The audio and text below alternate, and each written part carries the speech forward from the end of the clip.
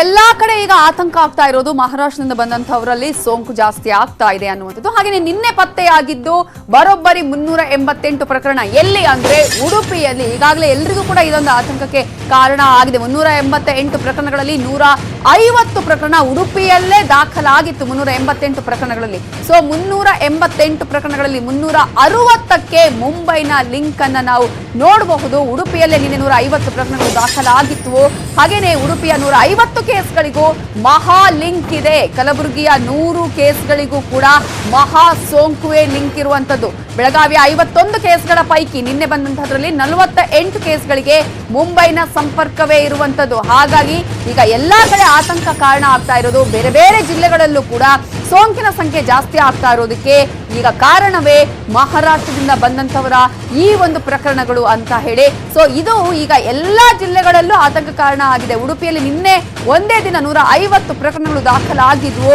ಅವೆಲ್ಲವೂ ಕೂಡ ಮಹಾರಾಷ್ಟ್ರದಿಂದ ಬಂದಂತವರಲ್ಲಿ ಕಂಡು ಬಂದಂತಹ ಕೇಸ್ಗಳಾಗಿದೆ. ಜೊತೆಗೆ ಕಲಬುರಗಿಯಲ್ಲಿ 100 ಕೇಸ್ಗಳಿದ್ವು. ಅವೆಲ್ಲವೂ ಕೂಡ ಮಹಾರಾಷ್ಟ್ರದಿಂದನೇ ಬಂದಂತವರಲ್ಲಿ ಕಂಡು ಬಂದಂತಹ ಕೇಸ್ಗಳಾಗಿತ್ತು. ಜೊತೆಗೆ ಬೆಳಗಾವಿಯ 51 ಕೇಸ್ಗಳಲ್ಲಿ 48 ಕೇಸ್ಗಳು, ಎರಡನ್ನ ಹೊರತುಪಡಿಸಿದ್ರೆ ಉಳಿದ 48 ಕೇಸ್ಗಳು ಕೂಡ ಮಹಾರಾಷ್ಟ್ರದ ಲಿಂಕ್ ಅನ್ನ. ಏನೋ ನಾವು ನಿಮ್ಗೆ ದಿನಾಂಕದ ವೈಸ್, ಡೇಟ್ ವೈಸ್ ತೋರಿಸ್ತಾ ಇದೀವಿ ಎಷ್ಟೆಷ್ಟು ಮಹಾರಾಷ್ಟ್ರದ ಲಿಂಕ್ ಅನ್ನ ಹೊಂದಿರುವಂತಹ ಪಾಸಿಟಿವ್ ಕೇಸ್ಗಳು ಬಂದಿದೆ ಅಂತ ಹೇಳಿ. ಉಡುಪಿಯನ್ನ ನೋಡೋದಾದ್ರೆ ಮೇ 27ರಂದು 9 ಪಾಸಿಟಿವ್ ಪ್ರಕರಣ ದಾಖಲಾಗಿದ್ದು ಮಹಾರಾಷ್ಟ್ರದ ಸೋಂಕಿನಿಂದ. ಮೇ 28ರಂದು 26 ಪ್ರಕರಣಗಳು ಇದೇ ಒಂದು ಲಿಂಕ್ ನಿಂದ.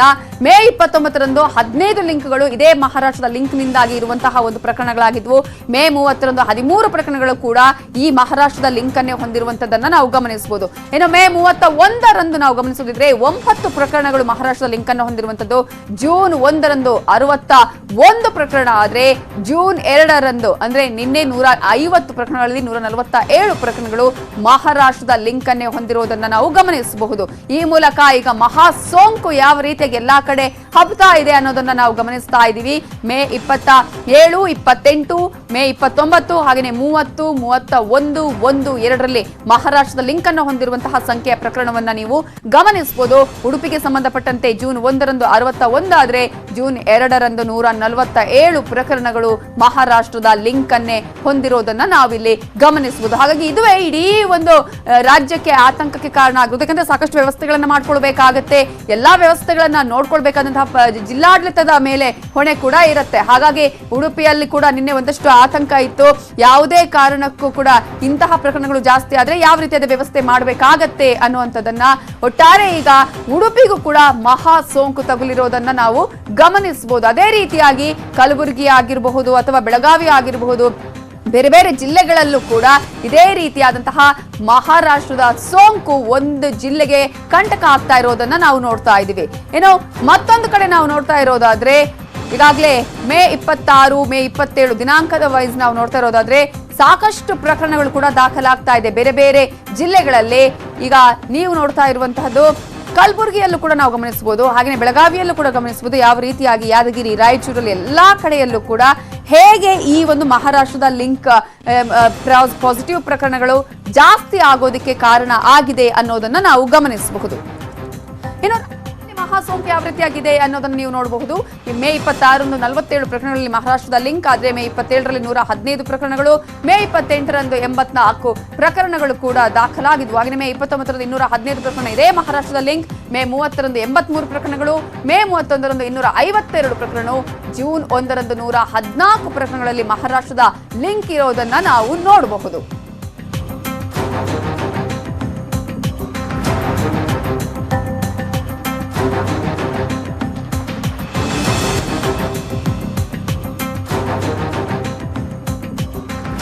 ಯಾದಗಿರಿಯ ಚಿತ್ರಣವನ್ನು ನೀವು ನಿಮ್ಮ ಮುಂದೆ ಇಟ್ಟಿದ್ದೀವಿ. ಮೇ 30ರಂದು 18 ಪ್ರಕರಣಗಳ ಲಿಂಕ್, ಮೇ 31ರಂದು 44, ಜೂನ್ 1ರಂದು ಯಾವುದೇ ಪ್ರಕರಣ ಇಲ್ಲ ಮಹಾರಾಷ್ಟ್ರದ ಲಿಂಕ್ ಅನ್ನು ಹೊಂದಿರುವಂತದ್ದು, ಜೂನ್ 2ರಂದು 5 ಪ್ರಕರಣಗಳು ಇದೇ ಒಂದು ಮಹಾರಾಷ್ಟ್ರದ ಲಿಂಕ್ ಅನ್ನು ಹೊಂದಿರುವ ಪಾಸಿಟಿವ್ ಪ್ರಕರಣಗಳು ಆಗಿರೋದನ್ನು ಕೂಡ ನಾವು ಗಮನಿಸಬಹುದು. ಹಾಸನದಲ್ಲಿ ಮೇ 31ರಂದು 9 ಆದ್ರೆ ಜೂನ್ 2 ಅಂದ್ರೆ ನಿನ್ನೆ 9 ಪ್ರಕರಣಗಳು ಮಹಾರಾಷ್ಟ್ರದ ಲಿಂಕ್ ಅನ್ನೇ ಹೊಂದಿರುವಂತಹ ಪ್ರಕರಣಗಳು ಆಗಿರೋದನ್ನ ನಾವಿಲ್ಲಿ ಗಮನಿಸಬಹುದು.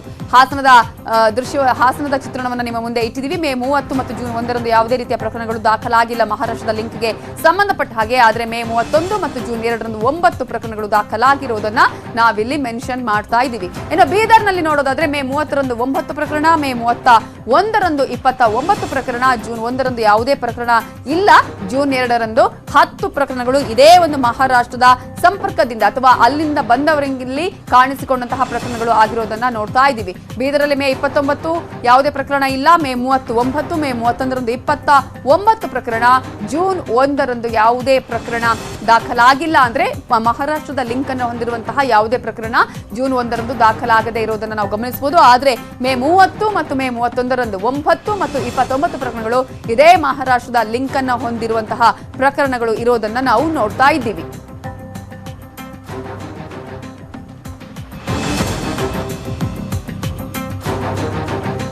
ಬೇರೆ ಬೇರೆ ಜಿಲ್ಲೆಗಳಿಗೆ ಸಂಬಂಧಪಟ್ಟಂತೆ ನಾವು ಯಾವ ರೀತಿಯಾಗಿ ಮಹಾರಾಷ್ಟ್ರದ ಲಿಂಕ್ನಿಂದಾಗಿ ಪಾಸಿಟಿವ್ ಪ್ರಕರಣಗಳು ದಾಖಲಾಗಿದೆ ಅನ್ನೋದನ್ನ ನೀವು ಗಮನಿಸಬಹುದು. ಉಡುಪಿಯಲ್ಲಂತೂ ಇಡೀ ಒಂದು ಜಿಲ್ಲೆಗೆ ಮಾತ್ರ ಅಲ್ಲ, ಇಡೀ ರಾಜ್ಯಕ್ಕೆ ಆತಂಕಕ್ಕೆ ಕಾರಣ ಆಗಿದೆ.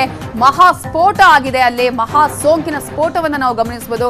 ಮೇ 27ರಿಂದ 9 ಆದ್ರೆ 28ರಂದು 26, ಮೇ 29ರಂದು 15, ಮೇ 30ರಂದು 13 ಪ್ರಕರಣಗಳು ದಾಖಲಾದ್ರೆ ಜೂನ್ 1ರಂದು 31 ಅನ್ನು ನಾವು ಗಮನಿಸಬೇಕಾಗುತ್ತೆ. ಜೂನ್ 1ರಂದು 61 ಪ್ರಕರಣ, ಮೇ 31ರಂದು 9 ಪ್ರಕರಣ, ಜೂನ್ 2ರಂದು ನಿನ್ನೆ 147 ಪ್ರಕರಣಗಳು ಇದೇ ಮಹಾರಾಷ್ಟ್ರದ ಲಿಂಕ್ ಅನ್ನ ಹೊಂದಿರುವಂತಹ ಪ್ರಕರಣಗಳು ಆಗಿರೋದನ್ನ ಗಮನಿಸಬಹುದು. ಈ ನಿಟ್ಟಿನಲ್ಲಿ ಈಗ ಎಲ್ಲಾ ಶಾಸಕರುಗಳು, ಸಚಿವರುಗಳು ಕೂಡ ಯಾವ ರೀತಿಯಾಗಿ ಕಂಟ್ರೋಲ್ ಮಾಡಬೇಕಾಗತ್ತೆ, ಯಾವ ರೀತಿಯಾಗಿ ಮಹಾರಾಷ್ಟ್ರದಿಂದ ಬಂದಂತವರಿಂದ ಪಾಸಿಟಿವ್ ಪ್ರಕರಣಗಳು ಜಾಸ್ತಿ ಆಗ್ತಾ ಇರುವಂತಹ ಹಿನ್ನೆಲೆಯಲ್ಲಿ ಕಂಟ್ರೋಲ್ ಮಾಡುವಂತಹ ಬಗೆ ಹೇಗೆ, ಅದರಲ್ಲೂ ಪ್ರಮುಖವಾಗಿ ಈಗ ಬಿಜೆಪಿಯ ಬೆಂಗಳೂರಿನ ಶಾಸಕರು, ಸಚಿವರುಗಳು ಈ ನಿಟ್ಟಿನಲ್ಲಿ ಏನ್ ಪ್ರಯತ್ನಗಳನ್ನ ಮಾಡಬೇಕು ಅಂತ ಹೇಳಿ ಗಮನ ಸೆಳೆಯುವಂತಹ ನಿಟ್ಟಿನಲ್ಲಿ ಮುಖ್ಯಮಂತ್ರಿಯವರನ್ನ ಭೇಟಿ ಮಾಡಲಿದ್ದಾರೆ.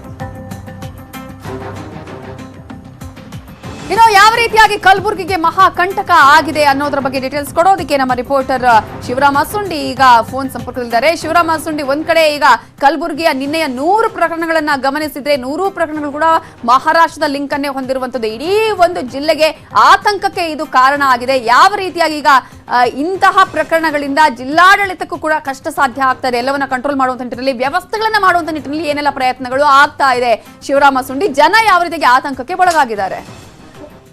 ನವಿತಾ ಜೈನ್, ದಿನೇ ದಿನೇ ಜಿಲ್ಲೆಯಲ್ಲಿ ಕೊರೋನಾ ಪ್ರಕರಣಗಳು ಬರ್ತಾ ಇದೆ, ಇದರಿಂದಾಗಿ ಜನ ಭೀತಿಗೊಂಡಿದ್ದಾರೆ. ಇನ್ನು ಮತ್ತೊಂದು ಕಡೆ ಜಿಲ್ಲಾಡಳಿತಕ್ಕೂ ಸಹ ದೊಡ್ಡ ತಲೆನೋವಾಗಿದೆ. ಯಾಕಂದ್ರೆ ಒಂದ್ ಕಡೆ ಮಹಾರಾಷ್ಟ್ರದಿಂದ ಬಂದಂತ ವಲಸಿಗರಿಗೆ ಕ್ವಾರಂಟೈನ್ ಮಾಡೋದು ಒಂದ್ ಕಡೆ ಆದ್ರೆ, ನಂತರದಲ್ಲಿ ಅವ್ರೇನ್ ಪಾಸಿಟಿವ್ ಬಂದವ್ರಿಗೆ ಚಿಕಿತ್ಸೆ ಕೊಡೋದಿದೆಯಲ್ಲ ಅದು ಸಹ ದೊಡ್ಡ ತಲೆನೋವಾಗಿ ಪರಿಣಮಿಸಿದೆ. ಯಾಕಂದ್ರೆ ಪಕ್ಕದ ಯಾದಗಿರಿ ಜಿಲ್ಲೆ ಇರ್ಬೋದು, ರಾಯಚೂರು ಜಿಲ್ಲೆ, ಅಲ್ಲೂ ಸಹ ಹೆಚ್ಚೆಚ್ಚು ಪ್ರಕರಣಗಳು ಬರ್ತಾ ಇದ್ದು, ಅಲ್ಲಿನ ಕೆಲವೊಂದು ಪ್ರಕರಣ ಕಲಬುರಗಿ ಕಳಿಸ್ಕೊಡ್ಲಾಗ್ತಾ ಇದೆ. ಹೀಗಾಗಿ ಕಲಬುರಗಿಯ ಏನು ಜಿಮ್ಸ್ ಇರ್ಬೋದು ಮತ್ತು ESI ಆಸ್ಪತ್ರೆ ತುಂಬಿ ತುಳ್ಕುವಂತ ಪರಿಸ್ಥಿತಿ ನಿರ್ಮಾಣವಾಗಿದೆ.